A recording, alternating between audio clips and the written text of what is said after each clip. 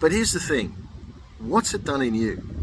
When you heard that news, if you've heard that news, when you heard that news and you've processed it over time, and I think this is a good indication of what's going to happen in you. Did you feel fear? Did you feel anxiety? What did you turn to? Did you just immediately turn to normal life?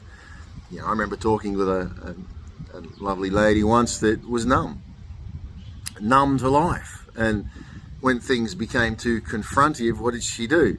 Went back to the very things that probably numbed her anyway.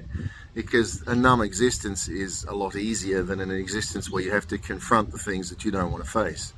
You have to think about and acknowledge and do things that scare you. I think in her case, I don't know, I don't have contact with her, but I think in her case, she pretty much largely just went back to a lot of pretty normal life. But I hope not. I hope there's better in it. But what did you do here? So it's easy to go, oh, it's Cuba, it's all the way over there. But let's be honest, in each and every one of us, we hear Cuba, but we feel us. We start thinking, we know that's coming for us. And what are we going to do? Am I now not going to be able to go to shops? Can I not be a normal citizen anymore? Am I going to lose my house, my car? All those things which, come on now, if you believe any of this, you know full well that you felt the emotions of that. And what do we do? What have you done? You press it down, excuse me, go on with life like numb. Oh, it doesn't matter, I can just keep going. And what's that saying? He who buries his head in the sand is bound to get burnt in the end. You're going to get a burnt bum. Put your head in the sand. And I think this is a great wake-up call for us to look and go, how am I processing this in myself? What are my emotions? What am I feeling? Because when things go bad, you can walk through anything when you're grounded. You can walk through anything when you're grounded in yourself. Now, you can talk big, and I usually find the big talkers are the little walkers. Empty drums make the most noise, right? So they can crow off about, rah, rah, rah, and they'll be the first ones that'll line up to conform. But I think often that the still waters, I'm using a lot of metaphors, but the still waters run deep. And let your waters be still. Start to process. Start to look at it and go, okay, what were my responses? What are my responses? Do I feel it for the people of Cuba, or I just don't care? Am I denying this, or is it something that I'm deeply concerned about?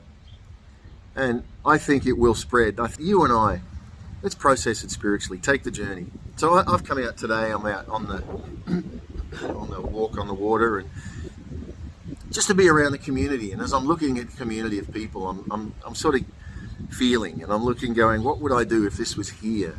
How would I be feeling? What's the dynamic of what would be going on? And I get it. Some people don't care. They think that's silly. Well, I do, because I'm called for this time.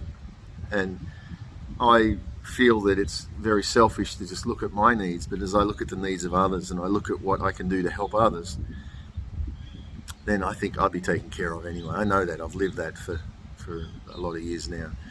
And I think we will see a lot of chaos. Like I do believe we'll see people committing suicide a lot. We'll see bodies on the streets in some parts of the world where nobody will bother picking them up because of the despair. They've served, their whole way of life has disappeared that they've put so much importance in.